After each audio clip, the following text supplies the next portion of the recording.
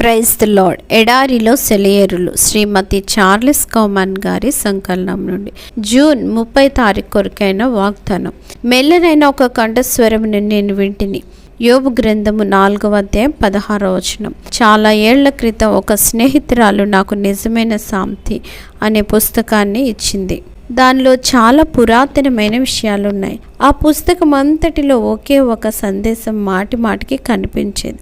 నా లోపల ఎక్కడో దేవుని స్వరం ఉండి నేను వినాలని ఎదురు చూస్తూ ఉంది. నాలోని రణగుణ ధ్వనులు ఆ స్వరం వినబడకుండా చేస్తున్నాయి. అయితే ఇంకేం, ఆ లోపల స్వరాన్ని వినడం తేలికే కదా అని నాలోని రోదనంతటిని తగ్గిద్దామని ప్రయత్నం మొదలుపెట్టాను. వెంటనే కొన్ని వేల గొంతుల శబ్దాలు నా చెవుల్లో వినబడసాగాయి. బయట నుంచి లోపల నుంచి హోరుమని ఒకటే గొడవ. వాటిలో కొన్ని నా స్వరాలే, కొన్ని నా ప్రశ్నలు, కొన్ని సాక్షాత్తు నా ప్రార్థనలు, మరికొన్ని శోధకుడి సలహాలు, ఇహలోకపు కేకలు, పెడబొబ్బలను అన్ని వైపుల నుంచి నన్ను నెట్టుకుంటూ తోసుకుంటూ గోల పెడుతూ గజిబిజిగా నన్ను నిలవనీయకుండా చేసినాయి. కొన్ని స్వరాలకు, కొన్ని ప్రశ్నలకైతే నేను నిలిచి సమాధానం చెప్పలనేమో అనిపించింది. అయితే దేవుడు అన్నాడు, నిశ్శబ్దంగా ఉండు, నేనే దేవుడని అయినా ఇంకా నా పీడ తొలగలేదు.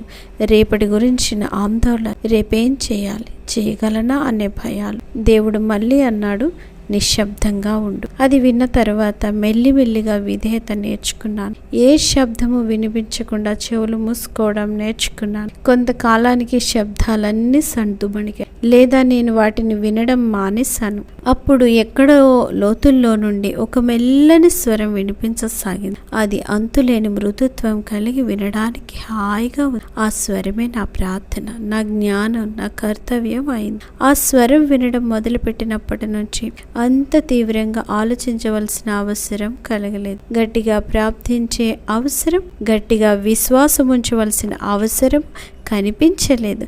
పరిశుద్ధాత్మ దేవునిదైన ఆ మెల్లని స్వరమే నా హృదయంలో దేవునికి ప్రార్థన. నా ప్రశ్నలకి దేవుని జవాబు కూడా అదే, నా స్వరమే.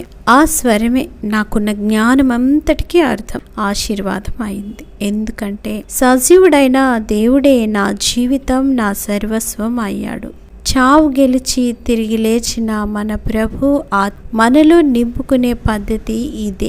రాత్రంతా చల్లని నిర్మలమైన మంచు బిందువులు కడుపార తాగిన పువ్వులాగా మనము ఆత్మను తాగి ప్రపంచపు పెనుగులాటల్లో ధైర్యంగా ప్రవేశించగలం. కానీ తుఫాను రాత్రిలో పొగమంచు పట్టదు.